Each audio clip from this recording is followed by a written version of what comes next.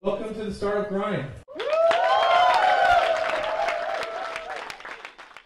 You have these weekly meetings. Are there any other kind of major things that you guys look at as you lead up to demo days, or are there any other things that you put together or you try to organize, or do you just tell them, what do you tell them? Just get to work, and what else do you have? Well, we're having office hours with everyone. Yeah.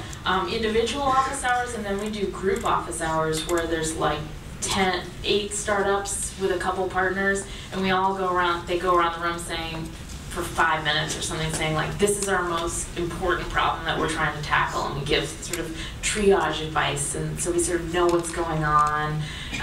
We're very in touch that way. We have an email that founders can send to us being like, how should we handle this? So we're always like in touch with them, even though we're not in the office together.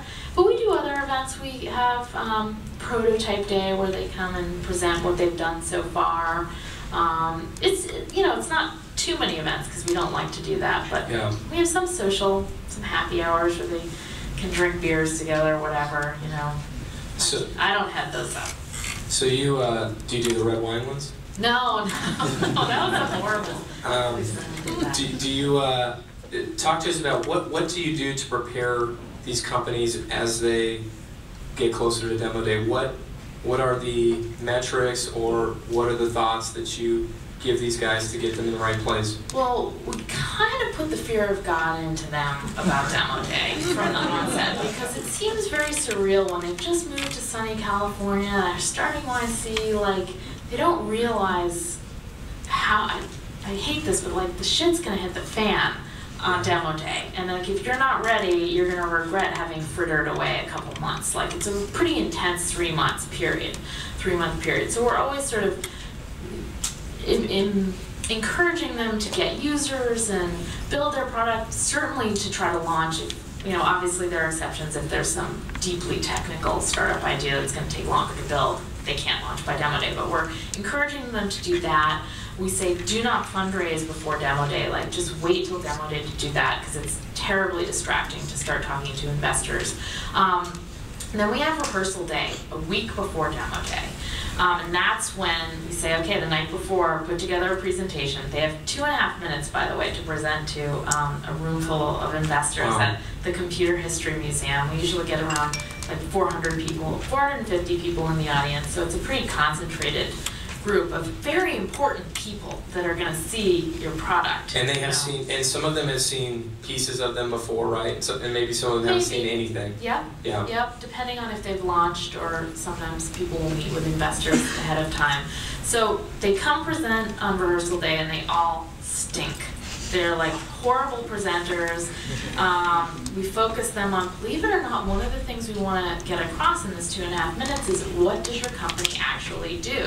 And you think, well, of course I'll be able to communicate what my company does, but you would be surprised at how badly people do at explaining what their company does. So we really work with them to like simplify the message. And sometimes we really have to dumb it down, like, we're the eBay for this, just so that investors can, they're seeing, 50 presentations. Yeah, in 2 minutes each. In 2 minutes, so just so they can say, okay, eBay for this, okay, I get that. The Airbnb for travel, okay, I understand that, now I can pay attention.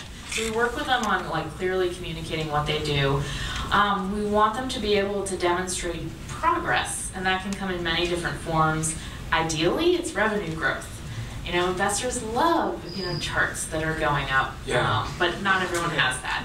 But, if you can come and say, we've been launched for a month, and this is our week-over-week, revenue growth, and it looks good, like, that's very exciting. Yeah. So we help them choose what metrics. Sometimes there's no growth, but they've maybe lined up a big brand name partnership with someone, and you're like, oh, wow, you're working with Starbucks? That's very impressive. That's progress. So we try to work with them on what progress they've made.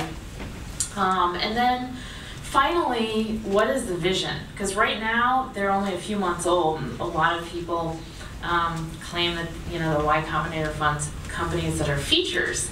But what they don't understand is that that's what they're starting with, something small, and there's a much grander vision. There's a take over the world vision.